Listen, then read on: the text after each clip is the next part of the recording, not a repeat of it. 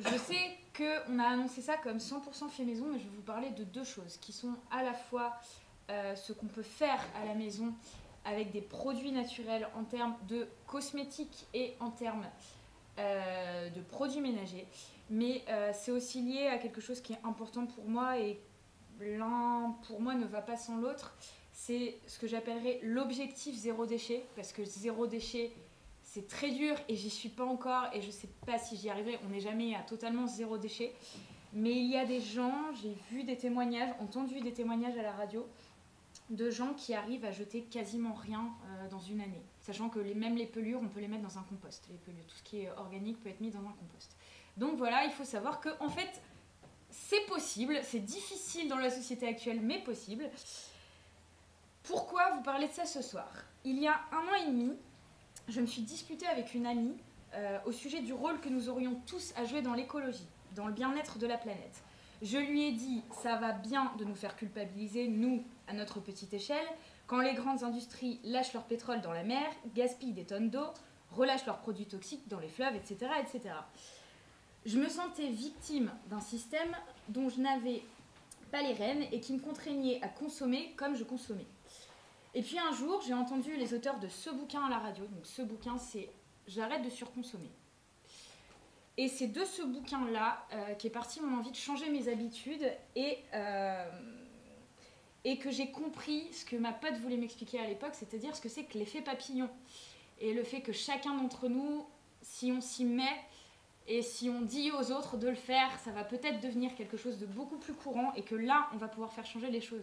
C'est-à-dire que vous, plus moi, plus ma mère, ma grand-mère, machin, tout ça, ça va faire beaucoup et on va pouvoir faire pression et faire changer les choses et faire changer les industries.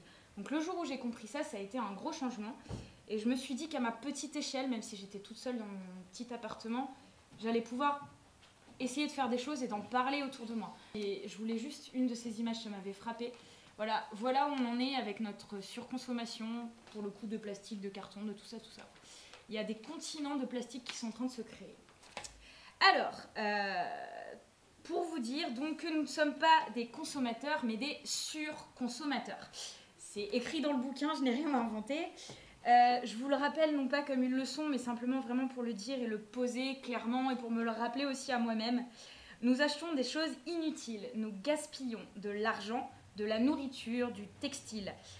Par cette surconsommation, nous participons à l'exploitation de main-d'œuvre à bas prix à l'étranger comme ici. Nous participons à créer un nouveau continent de plastique flottant sur des océans. Nous participons à engraisser des grands industriels qui nous vendent de la basse qualité. Nous participons à faire grossir les chiffres du cancer. Et enfin, nous participons à détruire la planète, même sur laquelle nous vivons. Je dis bien nous participons, pas tellement pour culpabiliser les gens, mais pour essayer de bien nous mettre en conscience qu'on peut faire quelque chose pour changer ça. Mais j'ai l'espoir de participer un peu à cet effet papillon dont je vous parlais et que vous veniez donner un peu plus de sens et d'impact à ce que la poignée d'illuminati bobo gaucho écolo fait déjà en France. Voilà. Donc moi, ça fait 8 mois que je change petit à petit mes habitudes. Brosse à dents après lessive, crème faite maison, etc. Enfin voilà, tout petit à petit, je vire chaque produit qui m'embête chez moi. Je ne suis pas une experte, comme vous l'aurez compris, et c'est pourquoi, comme le disait... j'en oublie ton prénom, Joël, merci, j'allais t'appeler José, mais c'est pas ça. C'est pourquoi je serais ravie d'accueillir vos questions, vos réserves aussi, et surtout vos propres astuces une fois que j'aurai fini mon speech. Dans un premier temps, je vais vous exposer, pour être honnête, les contraintes et limites, mais aussi les avantages du fait maison et de l'objectif zéro déchet. Ensuite, vous donner dans un second temps des solutions pratiques pour les produits ménagers. Et enfin, des solutions pratiques pour les cosmétiques dans un dernier temps. Juste pour bien qu'on ait dans la tête, même si c'est bien le naturel et tout ça, qu'on tombe pas non plus dans l'excès inverse de dire « Ah, la chimie c'est mal », et tout ce qui est naturel c'est génial, parce que c'est pas toujours le cas. Donc se méfier.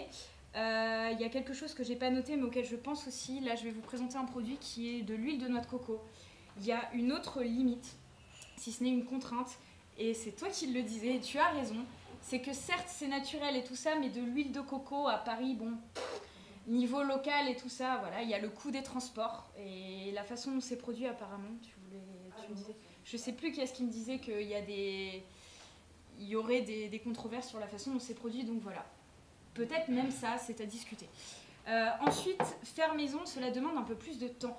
Donc les recettes que je vais vous diffuser demain, là je vais vous en parler à l'oral. Je vais vous parler de la crème hydratante et de la lessive, comment je l'ai fait moi. Les recettes, effectivement, il faut prendre le temps de prendre la recette, de prendre ses contenants, d'avoir acheté les choses qu'il faut et de le faire. La lessive, moi je suis toute seule, mon litre 5 me tient un mois. Donc finalement j'y passe 10 minutes et une fois qu'elle est faite, c'est fait. Mais il faut se dire, je me cale 10 minutes. Donc oui, je ne vais pas acheter et mettre dans mon chariot et bim, je peux mettre ça dans mon lave-linge. Non, il faut prendre le temps de le faire. C'est pour ça et c'est pour tout ce qu'on fait maison. Réduire ses déchets, ça veut dire aussi être plus prévoyant. Je pense à quelque chose que moi-même j'arrive pas trop à faire pour l'instant. Fréquentant un magasin bio dont je ne ferai pas la pub, j'essaie un maximum d'acheter des produits frais, des produits donc non transformés et des produits en vrac. Je sais que les magasins à vrac commencent à se développer dans Paris, j'en ai vu un à République il n'y a pas longtemps. Belleville, là, juste là. À Belleville, je le connais pas, merci, ça m'en fera un plus. Ok, et ben on échangera les adresses tout à l'heure. Donc les magasins à vrac, là dans ces cas-là, faut juste, voilà, ça va contre notre réflexe, le réflexe que perso moi j'ai eu depuis que je suis toute petite et que j'ai eu avec mes parents. On amène, avant c'était pire, on avait plein de sacs plastiques, mais on amène le chariot, on remplit le chariot, on prend, là, il faut avoir ces sacs tout prêts et quand on va acheter du vrac, il faut carrément avoir ses contenants tout prêts. Donc là, c'est plus juste le gros sac qu'on a maintenant qu'on emmène, il faut prévoir ce qu'on va acheter. Mais ça permet aussi de limiter si vous amenez vos contenants. En fait, maintenant, j'essaie, je dis bien j'essaie parce que des fois je ne le fais pas, quand je vais faire mes courses, je fais l'inventaire de ce que j'ai avant d'aller en course. Ça m'évite de gaspiller aussi parce que je regarde, je fais bon ça j'ai déjà, nanana. Donc c'est pour ça qu'il faudra en parler autour de vous, essayer de convaincre un peu les gens quand ils veulent bien l'entendre, que plus on sera de consommateurs, plus la demande augmentera, plus l'offre augmentera et plus les prix baisseront. C'est un coût, je m'en rends bien compte. Moi je suis en service civique, j'ai pas un salaire mirobolant. C'est vraiment pas, je sens l'impact qu'il y a parfois quand j'achète bio, des choses comme ça, mais plus on le fera, et je sais que c'est un changement, il faut le faire pour que ça devienne plus habituel et qu'on arrive à ce que ça devienne moins cher que d'acheter des produits bourrés de trucs chimiques. Voilà. Je vous donnerai une petite liste, une toute petite, et je pense que vous m'en donnerez beaucoup aussi, de magasins bien pratiques pour participer à cette offre, à cette demande, où est-ce qu'on peut aller chercher des choses pour les encourager à développer leur offre. Alors, ensuite, je vais passer à quelque chose de plus sympathique, c'est quels sont les avantages pour chacun de nous. Alors, le fait maison, c'est la possibilité déjà de choisir chaque composant de ces produits. On sait bien qu'on n'a pas tous les mêmes types de peau, les mêmes types de cheveux, etc. Acheter une crème basique, même si elle est peau machin, peau bidule, peau truc, bon... Je sais pas si c'est forcément, je sais pas ce qui est purement du marketing ou ce qui est vraiment de l'efficacité adaptée à ma peau et tout ça.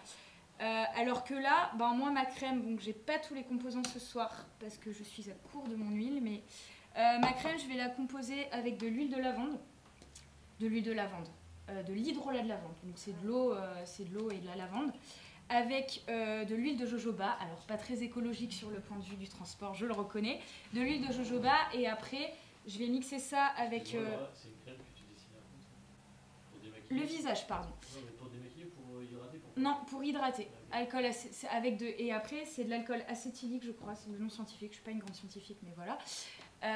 Et donc ça me fait un mélange, j'ai 3 composants dedans, je sais quels sont les composants, et je les ai choisis par rapport à ma peau.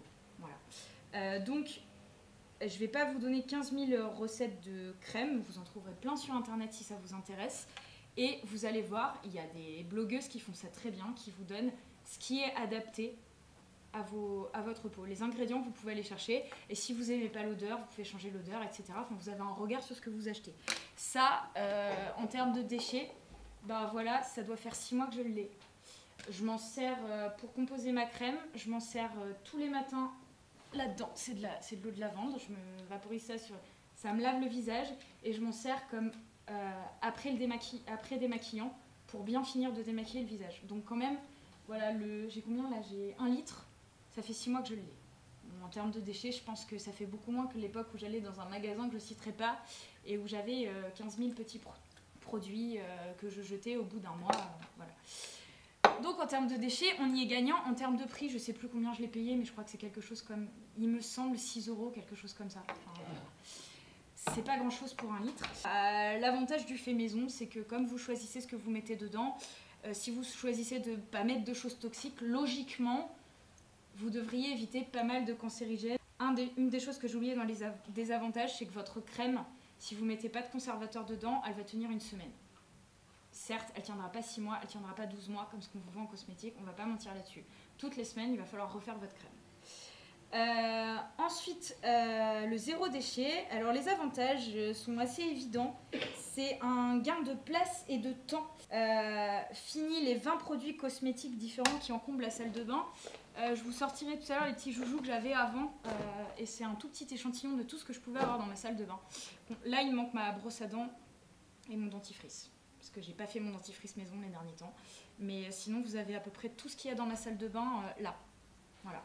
Avec un savon de Marseille qui n'est pas là. Par rapport à tout ce que j'avais avant, c'est impressionnant. Les économies, en fait, donc il y a des produits bio, comme ce que j'ai acheté, qui vont coûter plus cher. Mais si vous comptez tout ce que vous ne payez pas de marketing et de packaging, d'ingrédients, les gens qui, justement, j'en connaissais une dame, c'est très intéressant, mais qui font la chimie dans tout ça, bah en fait, vous allez vous rendre compte qu'au moins sur les cosmétiques et sur ça, vous dépensez pas tant que ça. Donc le discours anti-bio, c'est cher, machin, tout ça, quand on fait maison, quand on achète ses composants en gros, donc voilà, plus vous achetez en grosse quantité, mieux c'est. En fait, c'est pas... Moi, je sais que je dépense beaucoup moins en cosmétique, c'est sûr, que ce que je pouvais dépenser avant. Aussi parce que, j'en parlerai tout à l'heure, mais ce produit-là, il fait, je sais pas, au moins 3 ou 4 trucs pour moi. Et je crois que ça a encore plein d'autres usages que ceux pourquoi je l'utilise. Donc en fait, et ça me dure un sacré bout de temps aussi, vu la taille que j'ai prise. Ensuite, bah, tout simplement, voilà, j'aimerais bien que mes enfants plus tard aient encore de l'oxygène, de l'eau et tout ça. Donc si on pouvait réduire les déchets, je pense que ce serait un avantage pour nous tous et pour les générations à venir. Alors, ça c'était les contraintes et les avantages. Maintenant, je passe aux solutions pratiques. Je vais commencer par ce qui est des produits ménagers. En fait, ça va être assez simple. Alors là, je peux vous faire passer, si vous voulez, des feuilles avec quelques comparatifs. Je suis désolée, j'ai pas eu le temps de les mettre sur tableau. Quelques comparatifs de prix, il y en a qui les ont déjà vus. Quelques comparatifs de prix sur des choses qu'il pouvait y avoir chez moi avant, donc en rouge et en vert en bas. J'ai mis là où j'achetais et des choses que j'ai maintenant chez moi. Pour faire le ménage, en fait, basiquement, moi, là, c'est des produits qui ont amené d'autres gens. Je vais utiliser ça, ça et ça. Sachant que ça, c'est juste une autre forme du bicarbonate de soude. C'est quoi ça? Je vais expliquer. Deuxième, ça. Alors, ça, vous aurez reconnu, c'est un citron, c'est assez évident. Ça, c'est du bicarbonate de soude. C'est une espèce de poudre blanche. Et ça, c'est du vinaigre d'alcool. Voilà, bon, je fais de la pub pour les marques, mais c'est pas grave. Surtout qu'on m'a dit que c'est pas là qu'il était le moins cher. Voilà, comme ça. Alors, sachant que ça, là où je l'achète, ça coûte 2,20 € le litre. Combien de temps ça dure? Moi, j'en consomme quand même pas mal, donc on va dire que ça me dure 2 semaines. Ça me dure 2 semaines, moi, je pense. Ça, c'est à 3,65 € le kilogramme. Et le citron, bon bah ça dépend, vous l'achetez bio de préférence, c'est mieux si vous voulez éviter les pesticides là où vous faites le ménage. Après, donc il y a ces petites choses là aussi qu'avait préparé Joël. On vous présente aussi d'autres produits que moi je n'utilise pas, mais parce que j'habite une toute petite surface, c'est que j'ai un lino au sol, donc j'ai pas forcément besoin de savon noir. Moi je sais qu'avec le lino un peu pourri que j'ai au Crous, un petit peu de vinaigre et de l'eau chaude ça va très bien. Vous avez du savon noir aussi que vous pouvez utiliser pour les sols. Alors, j'explique. Ce à quoi me servent, moi, ces produits-là. Et après, vous pourrez tout à fait me dire ce pourquoi vous vous en servez. Alors, le vinaigre d'alcool, ça va me servir un peu pour tout. J'ai même ramené des taches qui étaient incrustées depuis, des petites taches, mais qui étaient incrustées depuis un certain nombre de temps avec ces deux produits-là. La soude, je vais aussi m'en servir dans les toilettes. Au lieu de mettre du canard WC bleu dégueulasse dans mes toilettes, bah en fait, je vais mettre de ça. Je vais le laisser agir un certain temps. Quand vraiment c'est crade, je mets un peu de vinaigre d'alcool en plus, comme ça réagit, et je frotte mes toilettes, et voilà. Tous les 2 mois, c'est la machine à laver de linge. Je mets plusieurs litres de vinaigre et je lave à blanc, on va dire, avec juste l'eau. Et ça, c'est pour la détartrer. Pour détartrer, ça la fait durer plus longtemps. Quoi. Ah oui, pour les vitres aussi. Alors pour les vitres, dédicace à Guillaume, on peut se servir de ça. Mais on peut se servir de ça et passer un petit coup d'eau après et passer un chiffon avant que ça ne sèche et laisse des traces. Mais on peut aussi servir, je suis désolée, j'ai pas pris le temps de la rincer, elle a quelques taches, mais ça doit faire 3 ou 4 ans que je l'ai ce truc. C'est une peau de je sais pas trop quoi, c'est pas de la peau naturelle, c'est du synthétique. Vous avez juste à le mouiller, vous le passez sur la vitre, ça nettoie, vous le rincez après, vous le laissez sécher, c'est bon. Enfin, il y a un truc dont je vous mettrai la recette demain. Je fais, parce qu'il faut les proportions quand même, je fais ma lessive avec ça, comme par hasard, toujours les mêmes produits, avec de l'eau et j'oublie un ingrédient, non, de l'eau et du savon de Marseille. Merci, j'ai pas amené mon savon de Marseille, mais avec donc ces deux ingrédients-là, du savon de Marseille et de l'eau que je fais bouillir et que je verse dans le truc. Effectivement, quand on le fait, il faut prévoir le fait que ça va mousser, donc ça va faire votre bouteille de lessive, elle va faire comme ça, donc c'est normal, il n'y a pas de panique, il faut prévoir, il ne faut pas mettre à ras-bord parce que sinon vous allez nettoyer toute la maison et devoir ramasser la lessive. Aussi que moi je sais que maintenant je vais en faire en plus petite quantité parce que vu que je suis toute seule, bah, je consomme forcément moins de lessive et avec le temps que m'a duré mon bac, à la fin quand même il y avait tout le bicarbonate de soude qui était retourné au fond et j'avais beau secouer, niveau mélange c'était pas top. Donc en faire en quantité adaptée à votre consommation si vous avez 3 enfants, 15 enfants, pas d'enfants, voilà. Tu consommes par mois par exemple combien de litres de vinaigre, combien de kilos de bicarbonate? Ça le bicarbonate, le sachet ça doit faire 2 mois que je l'ai, j'en suis à, je sais pas, il y a 2,5 kg, je dois bien avoir un bon 1,5 kg qui reste là. Et ça moi j'en consomme pas mal parce que je l'utilise vraiment pour tout. Je l'utilise vraiment pour tout, mais si je peux l'avoir, ouais, vaudra peut-être mieux que je le prenne moins cher. Il y a des bidons de 5 litres aussi qui existent. Ouais, après il faut que je les traîne avec mes petits bras, mais... Ouais. Enfin bref, ouais, le vinaigre d'alcool, moi j'en consomme beaucoup, donc ça me tient 2 semaines, je dirais. Peut-être même 3, je sais pas, là ça fait un petit moment que je l'ai celui-là quand même. Mais je l'utilise pour tout, donc voilà. Donc là j'ai fait le tour. Alors, ensuite les cosmétiques. Donc là c'est ce que je vous disais, à part ma brosse à dents, mon savon. À part ma brosse à dents et mon savon, il me manque rien. Donc j'ai mes cosmétiques. Le maquillage bien sûr qui est en toute petite partie bio et qui n'est pas du tout hors produits chimiques, je le reconnais tout à fait, j'en suis pas là encore non plus pour le maquillage. Donc ça je vous expliquerai ce que c'est. Ça, c'est ce qui me sert de déodorant. Alors ça, c'est discutable parce que c'est de la pierre d'Alain. J'ai acheté ça il y a déjà très longtemps. Ça doit faire au moins 1 an que je l'ai. C'est un des premiers trucs que j'ai acheté qui était dans ma volonté d'acheter des trucs naturels et d'arrêter. Je me suis dit, avec les cancers du sein qu'il y a, je me suis dit, les déos, on va y réfléchir. Mais apparemment, c'est pas franchement mieux de se mettre de l'aluminium sous les bras tous les matins. Donc si vous avez des solutions, je les attends. De temps en temps, apparemment, c'est pas dramatique, mais voilà, pas en abuser. L'huile de coco, alors ça peut me servir de masque pour les cheveux de temps en temps. Je fais pas les soins hors de prix chez la coiffeuse et tout ça. Je dis non chez la coiffeuse.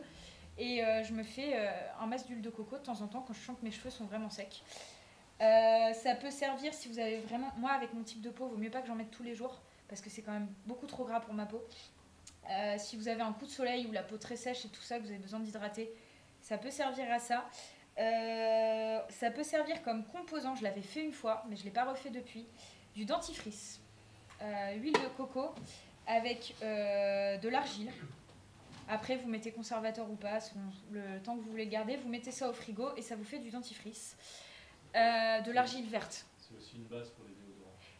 Pour le déo, je m'en mets un peu aussi, effectivement, de temps en temps. Pas mettre. Ouais, base pour le déo aussi. Et je crois, je m'en sers de baume à lèvres par contre, parce qu'en hiver là, j'ai pas de baume à lèvres. Le matin, je me mets un peu d'huile de coco. Ensuite, ça c'est ce que je vous expliquais, ça va me servir. Donc c'est ça en fait, à la fois pour ma crème et aussi, même des fois si j'ai juste envie de me, enfin je sais pas, je rentre le soir un petit coup de frais et tout, je me mets un peu d'eau de lavande de pied, ça coûte rien. Je m'en sers pour me laver le visage, je m'en sers pour finir de me démaquiller correctement. Je peux même, souvent je le mets en plus, ah oui, ça c'est mon démaquillant. Ça c'est mon démaquillant avec un peu de ça aussi, ça rend le truc moins gras de mettre un peu d'hydrolat. Vous pouvez avoir, il y a, dans ce qui se fait chez nous, si on peut dire, il y a de la lavande et de la rose, qui pour le coup viennent de pas trop loin. Donc il y a hydrolat de lavande et hydrolat de rose, vous choisissez l'odeur, vous choisissez ce qui va le mieux à votre peau. Ensuite, vous avez mes lingettes démaquillantes. Alors j'en ai amené 2, j'ai amené l'échantillon. Donc ça, vous le passez en machine, on en achète une 20aine. Moi je les ai payés, je pense un peu cher, il y a moyen d'en avoir moins cher en lot, mais là je suis allée dans un magasin, je les ai achetés il n'y a pas longtemps ces lingettes. Avant j'avais découpé une vieille serviette, mais c'était beaucoup trop rêche pour ma peau, donc non. Voilà, mais une fois que vous les avez achetés, la dame qui vendait ça m'a expliqué qu'elle a gardé son lot pendant 3 ans, le dernier lot qu'elle a acheté. Donc voilà, c'est donc plus de coton, même pour laver le visage et tout, plus besoin de coton. Vous prenez ça, vous le mettez, vous le laissez sécher un peu et vous le mettez dans la panière de linge sale, ça passe en machine. Et quand vous avez fait votre machine, vous avez, voilà, c'est ça en moins que vous avez jeté. Ensuite, alors c'est pas très ragoûtant, mais je l'ai désinfecté avant de venir, je vais pas vous le faire passer. Ça, c'est ce qui remplace tous les cotons-tiges que j'utilisais avant. Ça s'appelle un auriculi. Je vous fais pas de dessin, vous le mettez dans l'oreille, ça vous enlève le surplus de sécrétion que vous avez dans l'oreille. Et contrairement au coton-tige, ça va pas vous pousser le truc près du tympan, ça va vous permettre de l'enlever un peu, donc c'est meilleur. Et aussi, ça vous permet d'en enlever moins parce qu'en fait, apparemment, d'après ce qu'il y avait écrit sur le truc, le petit truc de monde, ça protège le tympan. Voilà. Et ça, c'est mon shampoing. Donc en matière de zéro déchet, lui il n'est pas utilisé. Hein. Je vous ai épargné celui qui est complètement tombé. Ça c'est celui. C'est quoi? Ça c'est celui que je viens de. C'est un shampoing solide en fait. Ah, shampoing solide. Ça c'est un truc bio. Ça je l'ai acheté alors dans un magasin où je vous parlais tout à l'heure, qui s'appelle. Lui je le fabrique pas. Je pense que c'est fabricable, mais j'ai fait le choix de leur site. Ouais, après solide, je sais pas. Je connais des trucs liquides, mais voilà. Ça, c'est comme un savon. Par contre, tu le frottes surtout pas sur toi, sur tes cheveux, parce que tu frottes. Enfin, moi, je le frotte pas sur mes cheveux. Hein. Tu frottes dans ta main, tu le reposes, et hop. Et t'en consommes beaucoup moins. Normalement, ça se consomme beaucoup moins vite que l'espèce de machin que j'avais avant là. Voilà. Puis bon, niveau déchets, il n'y a pas photo, surtout que bon, ça se consomme plus vite que ça, normalement. Voilà. Le savon, c'est pareil. Vous comparez le savon où je vais juste jeter le petit emballage carton qu'il y a autour contre ça. C'est les reliquats qu'il y a dans la salle de bain. Ah oui, et ensuite, ça, vous savez ce que c'est. Voilà. On va dire que ça couvre quoi? 2 jours de règles. Voilà. Ça va couvrir, je pense, à peu près 5 ans de règles. Donc je sais, c'est pas très ragoûtant, messieurs, mais voilà. T'as une autre alternative. Il y a aussi les serviettes lavables, mais moi je suis pas trop. Enfin, perso, j'ai pas trop envie de mettre mon sang à la machine à laver. Mais donc voilà, ça, je veux pas. Enfin, ça se vide, ça se remet et ça se stérilise une fois que les règles sont terminées et quand vos règles reviennent, vous recommencez. Et normalement, c'est censé durer 5 à 10 ans. Et pour ceux qui vous ressortent l'étude sur le syndrome de choc toxique, sur la D-Backup, elle est fausse d'ailleurs. Voilà. On va vous la ressortir. On va la ressortir. Voilà. En fait, une D-Backup, ça va être une. C'est ça. Voilà, backup, c'est ce truc, ouais. Qu'on utilise pour remplacer. C'est exactement l'utilisation d'un tampon. Donc ça se met au niveau. Et ça refait le sang, il faut la changer, il faut la vider régulièrement, on la lave et puis on est reparti. Non, mais la polémique, c'était quoi? En fait, en gros, la même polémique qu'il y a sur les tampons, en gros, le tampon favoriserait la prolifération d'un staphylocoque très dangereux pour les personnes qui ont la peau. Et donc, en fait, il y a une étude qui aurait été menée comme quoi la Divacup favoriserait aussi le syndrome de choc toxique, qui est fausse parce qu'en fait, c'est une Divacup qui n'a pas été utilisée dans les bonnes conditions. En fait. Donc, c'est-à-dire si tu la stérilises pas à chaque fois, par exemple. C'est ça, par exemple, donc non-stérilisation ou pour la porter pendant un nombre de temps incroyable, effectivement, oui, on va développer des infections, mais autrement, elle est beaucoup plus safe que du coton blanchi. Donc en termes de déchets, là, c'est un produit qui, comme on a l'impression, c'est un des premiers. En termes de gains financiers aussi. Énorme. De gains financiers énorme. Aussi, parce que les protections hygiéniques, là, Carrefour Market, je me souviens, ça coûte au moins 7 € le truc de lingette et tout ça. Ça coûte environ 15 €. Voilà. Ensuite, il y a ce truc-là dont moi je me sers. Je sais pas s'il y a des gens qui peuvent deviner ce qu'est la poudre qu'il y a là-dedans. C'est pas du basilic du tout. C'est de la poudre de perlimpinpin. C'est un peu ça, c'est la poudre de perlimpinpin des insoumis. C'est du rassoul, c'est une argile blanche qui vient du Maroc, que j'achète bio. Et au début, je m'en servais pour faire des masques. Ça enlève bien les impuretés de la peau. À pas faire trop souvent parce que sinon ça assèche. Donc vous le mélangez avec un peu d'eau jusqu'à ce que ça donne un truc lisse. Et vous le mettez sur le visage, ça enlève bien points noirs, impuretés, tout ça. Et maintenant, je m'en sers surtout beaucoup pour faire des shampoings moins souvent. Le dernier jour avant le shampoing, je m'en mets en petite quantité. Donc j'ai mis ça dans mon truc de basilic parce que ça me fait un doseur du coup. Je me saupoudre ça sur le crâne. Je laisse agir 5 minutes, je brosse bien. Alors, je vous avoue que c'est pas toujours super agréable. Ouais, à sec. En fait, ça remplace le shampoing sec. Et s'il y en a qui veulent reprendre... Après, ce que je dis, ce serait bête, mais voilà, j'ai du shampoing sec qui reste chez moi. Donc, contre ce vaporisateur que, du coup, je n'en mettrai plus, à part celui-là, à la poubelle, bah, j'ai mon truc de basilic recyclé et du rassoul que j'ai acheté en gros format dans un petit sac plastique. Voilà. Ouais, je vais jeter le truc en plastique. Voilà, je l'ai pas trouvé en vrac, je l'ai pas cherché non plus d'ailleurs, mais voilà. Enfin, après, je vous passe tous les produits que je pouvais avoir dedans. Je passe. Donc ça, c'est fini, par exemple. Ça va devenir. Va y avoir que des cotons-tiges biodégradables. Bientôt, je sais plus quand est-ce que va passer le. C'est la loi, ça. Voilà, la loi va passer pour coton-tige uniquement biodégradable, donc on pourra plus. Enfin, ça sert. Même si on jette à la poubelle, ce sera au moins, ça fera pas du plastique en plus.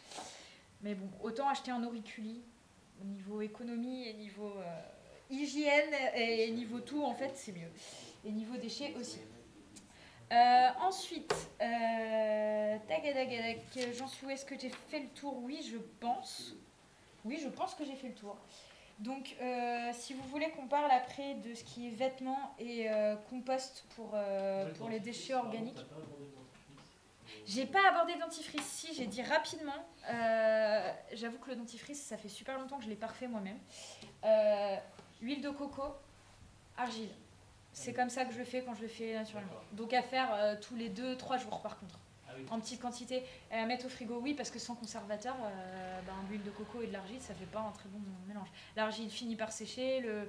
Ouais, non, c'est pas top. Et tu veux pas utiliser du bicarbonate alimentaire?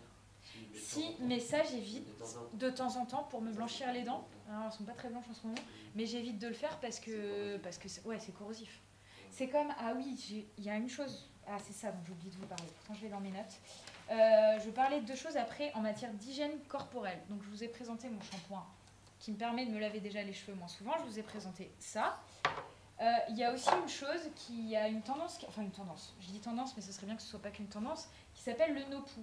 Il y a des gens, et ça je rêverais de pouvoir faire ça, qui ne se lavent les cheveux que tous les 15 jours et qui ont les cheveux qui graissent beaucoup moins vite. Pourquoi? Parce que tous les shampoings qu'on utilise là sont bourrés de trucs qui en fait nous font regresser les cheveux encore plus vite. Donc c'est bien, on en achète plus, on en consomme plus, nanana. Bref, il y a des gens qui se lavent les cheveux. Il y a une dame qui expliquait sur le blog qu'elle se lave les cheveux tous les 15 jours avec ça. Une poudre de bicarbonate. Ça par contre, moi, avec la régule, donc tous les 15 jours ça va. Tous les 3 jours sûrement pas. Parce que vos cheveux, vous allez en faire de la paille. Il y a le rassoul qui peut servir. Sur moi, ça fonctionne pas parce que ça fait pas un bon rendu. Autant en shampoing sec, ça va. Autant peut-être que je le prépare pas correctement aussi. Il faut adapter aussi les ingrédients par rapport aux natures de cheveux. C'est ça. Et moi, j'ai pas trouvé. Tendance de sorte, etc. En fait, moi pour l'instant, quand j'ai essayé les no-poo, le bicarbonate ça marche bien, mais j'en fais vraiment un de temps en temps parce que... Ouais, voilà. Donc quand on fait du no-poo, il faut... Tu le fais toi? Alors moi non, mais j'ai une ex-petite amie qui avait fait du no-poo et du coup, d'accord. beaucoup d'informations. Je donnerai le contact si tu veux. Ouais, quand on fait... Tu peux essayer même de pas du tout trouver les cheveux parce qu'en fait de manière naturelle. Oui. C'est très radical. Hein.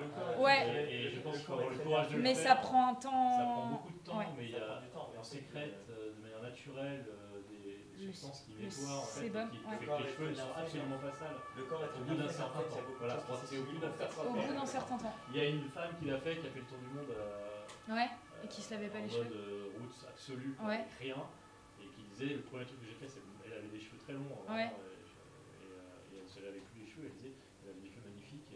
Ouais, mais ça abîme les cheveux, son peut-être, je sais pas. Parce que pour répartir le sébum sur les cheveux. Des poussières, des débris, des choses. Il faut l'entretenir quand même.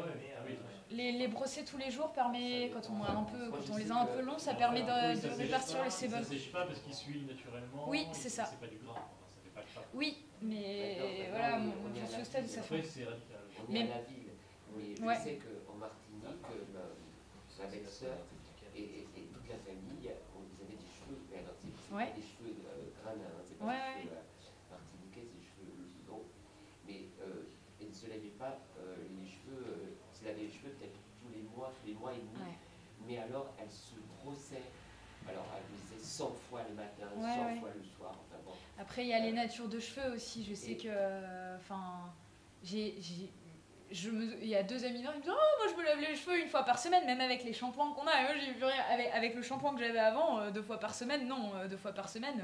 Moi au bout de 3 jours, mes cheveux c'est des paquets de graisse quoi. Mais parce que depuis toute petite, on me lave les cheveux tous les 3 jours avec des shampoings comme ça. Donc forcément, mes cheveux ils sont habitués depuis 24 ans à être lavés comme ça. Enfin 24 ans, je sais pas si j'avais des cheveux à 6 mois, mais bref. Et bref, le no-poo. Voilà, c'est un truc dans lequel il faut... J'avais commencé et j'ai pas eu le courage, je suis passée au shampoing solide. Déjà, je me lave les cheveux moins souvent qu'avant, mais c'est pas encore top. Puis c'est vrai que nous, on a la pollution, l'eau, elle est pas top ici, tout ça. Enfin, mais il y a des gens, voilà, qui se lavent quasiment pas les cheveux, d'autres peut-être qui se lavent carrément pas. Et en fait, c'est des habitudes qu'on a de se laver qui en fait, empêchent nos défenses naturelles d'être là. Et je veux dire ça aussi par rapport au savon ou par rapport au gel douche et tout ça, donc ça c'est banni. Enfin pour moi, personnellement, vous faites ce que vous voulez, mais moi c'est banni. J'ai remarqué depuis que j'ai arrêté de me savonner intégralement le corps tous les jours, que ma peau, elle a jamais été aussi douce que depuis que j'arrête de l'agresser tous les jours au savon. Vous lavez les zones délicates, et encore il y a même des gens qui disent que les zones délicates, quand on les lave pas pendant un certain temps, c'est pareil, les odeurs, tout ça, ça part parce que les sécrétions du corps se régulent. Mais j'en suis pas arrivée là non plus, j'avoue que je cède encore au plaisir de la douche tous les jours. Voilà. Mais par contre, j'arrête de me savonner l'ensemble du corps, il n'y a pas besoin. Quand vraiment j'ai des traces de feu de partout quand je sors du boulot et tout ça, oui, je me savonne le corps, mais je passe pas mon temps à me frotter la peau et ma peau, je pense, m'en remercie. Voilà, donc il n'y a pas besoin d'agresser la peau tous les jours avec des produits. Je me rince parce que ça fait du bien, ça détend, tout ça, mais je la lave plus tous les jours. Et ma peau n'est pas sale, et ma peau, ça dépend même si, effectivement, si vous êtes mécanicien, que vous n'êtes pas, voilà, pas dire le contraire, mais vu les modes de vie qu'on a ici, pour la plupart, je pense pas qu'on ait besoin de se récurer la peau tous les jours. Mais le savon noir, tu l'utilises ou pas? Je l'utilise pas, j'ai une pote qui l'utilise beaucoup, mais je l'utilise pas. Je pourrais, effectivement, mais j'ai pas... Non. Par contre, ça peut servir aussi, je m'en sers plus, mais je pourrais. Ça peut servir aussi pour nettoyer la peau, ça a des vertus sur la peau, ça l'adoucit un peu aussi, je crois, et tout ça. Avant la douche, quand vous avez la peau juste mouillée, avant de rincer, vous mettez ça, vous le laissez sécher un peu, et ça a des vertus pour la peau aussi. D'ailleurs, ça me fait penser que je pourrais vous mettre aussi demain les recettes de gommage. Il y a un truc tout simple, j'ai pas emmené, du coup vous achetez du miel et du sucre par exemple. Sinon le maracafé, un peu gommage. Oui, aussi, c'est ce que je fais maintenant. Ouais, c'est ce que vous faites aussi. Maracafé, ouais, ça marche. C'est ce que je... En fait, le maracafé sur le visage, mais c'est un peu... Ça agresse plus que pour le visage, je trouve que ça agresse pas mal. Alors que si tu mets du miel et du sucre, tu décides de ta quantité de sucre. Donc tu adaptes l'abrasion, on va dire, du gommage à la zone que tu veux gommer. Les peaux plus grasses, il y a le